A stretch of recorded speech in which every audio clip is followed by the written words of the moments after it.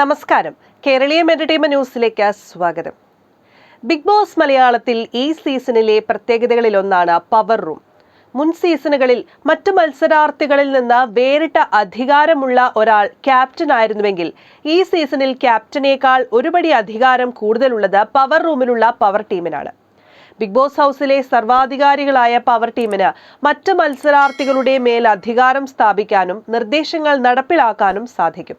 എന്നാൽ ഇപ്പോഴത്തെ പവർ ടീമിനെ കുറിച്ച് ഒരു വിമർശനം അവതാരകനായ ലാലേട്ടൻ ഉന്നയിച്ചിരുന്നു. സീസണിലെ രണ്ടാമത്തെ പവർ ടീമാണ് ഇപ്പോൾ പവർ റൂമിലുള്ളത്. ജിൻഡോയും റസ്മിനും അടങ്ങുന്ന 2 അംഗ സംഘമാണ് അത്.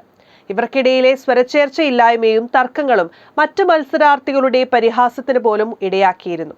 കൂട്ടത്തിൽ പവർ ടീം അംഗമായ ജിൻഡോയുടെ ഇടപെടൽ ഭൂരിഭാഗം മത്സരാർത്ഥികളുടെയും വിമർശനം ഏറ്റുവാങ്ങിയെങ്കിൽ റസ്മിന് കയ്യടിയാണ് ലഭിച്ചത്. പവർ ടീമിന് പവർ ഇല്ല എന്നൊരു സംസാരമുണ്ടെന്ന് അറിയിച്ച ലാലേട്ടൻ മറ്റു മത്സരാർത്ഥികളിൽ നിന്ന് ഒരാളെ കൂടി ഒപ്പം കൂട്ടുന്നതാകും നല്ലത് എന്ന് നിർദ്ദേശിച്ചു. ഇതുപ്രകാരം മറ്റു 3 ടീമുകളിൽ നിന്ന് ഓരോരുത്തരെ അതത് ടീമംഗങ്ങൾ തന്നെ നിർദ്ദേശിക്കാൻ മോഹൻലാൽ ആവശ്യപ്പെടുകയായിരുന്നു. ഇതുപ്രകാരം ശരണ്യ, യമുന, അർജുൻ എന്നിവരുടെ പേരുകളാണ് മുന്നോട്ട് വന്നത്.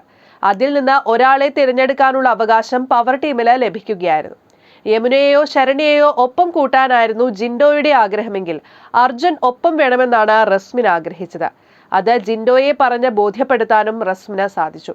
അതോടെ അർജുനെ പവർ ടീമിലേക്ക് തിരഞ്ഞെടുക്കുന്നതായി ഇരുവരും ചേർന്ന് പ്രഖ്യാപിക്കുകയായിരുന്നു. നോമിനേഷനിൽ വരില്ല എന്നതും പവർ ടീം അംഗമാവുന്നതിലൂടെ ഉണ്ടാകുന്ന നേട്ടമാണ്. Entertainment desk, Keraleeyam.